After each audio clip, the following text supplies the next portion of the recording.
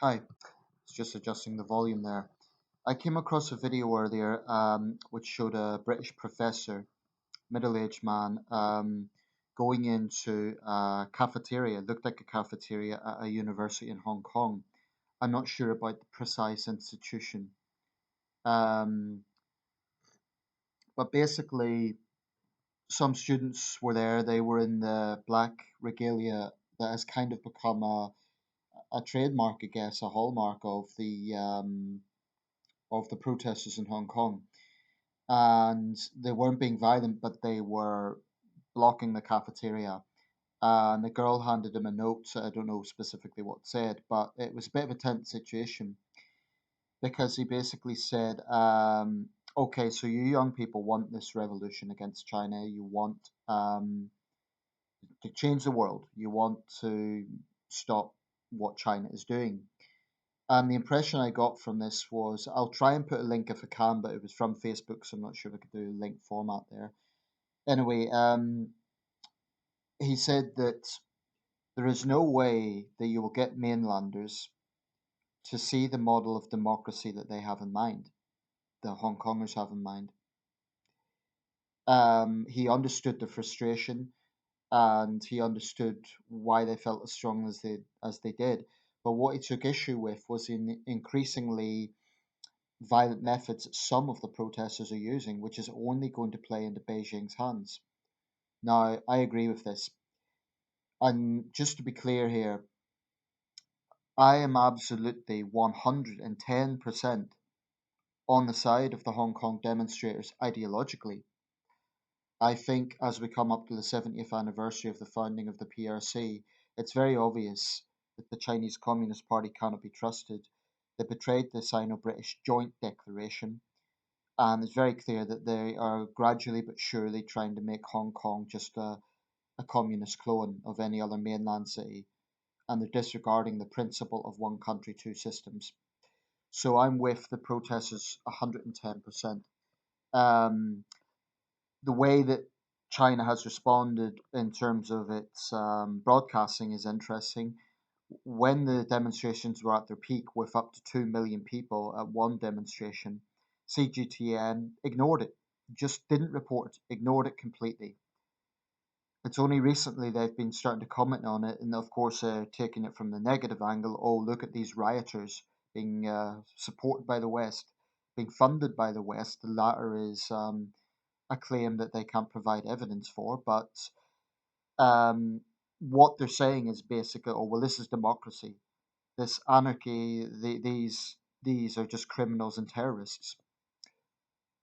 Now, on one hand, this is blatantly, distortion because they're taking the cases of vandalism and rioting and using that to falsely smear all the protesters. And I think it's disgusting how they're trying to smear Hong Kongers, like thousands and thousands of Hong Kongers, as just crazy hooligans and rioters. The problem is there is a small faction that are doing just that, that are now taking direct action tactics that go beyond legitimate protest, which frankly are just acts of hooliganism. And what this British professor said was, look, you're just behaving like yobs now. Um, for me, this is really stupid because all it is going to do is play into Beijing's hands, because then they'll just take this as a snapshot and say, oh, well, this is why we have to oppose it. This is why we have to be hardline. And, Beijing has no moral credibility at all. I've no doubt about that. It's a corrupt, oppressive regime that cannot, they're professional liars. But if you are just vandalizing property, if you're stopping fellow Hong Kongers from having their lunch, going about their work, unfortunately, that's going to polarize people. And there is nothing more stupid than when a movement starts to do this sort of take these sort of steps. And these young people are very angry. They're ideologically moved. That's understandable. I felt like that when I was 17. And in my situation was against the Iraq War. I know the sort of anger that comes with idealism of youth, but part of the problem there is it also means you lack objective thinking. It's either your way and that's it. Everyone else is wrong. And, even though this man was in no way supporting Beijing, in fact, quite the opposite, he didn't want Beijing to win. They booed him and they said, shame on you as he left. The point he was making is these sort of tactics that some of the protesters are now using are going to backfire. And I hate to say that because there might even be Chinese who say, oh, look, this British guy. Well, no, that's not my position. I am 100% against China's agenda here and against their distortion and against the fact that they're demonizing legitimate protesters. What I am saying, though, is the vandalism is stupid. It isn't helping anyone. It's not going to impact Xi Jinping. It's not going to impact the Communist Party. All it will do is play into their hands.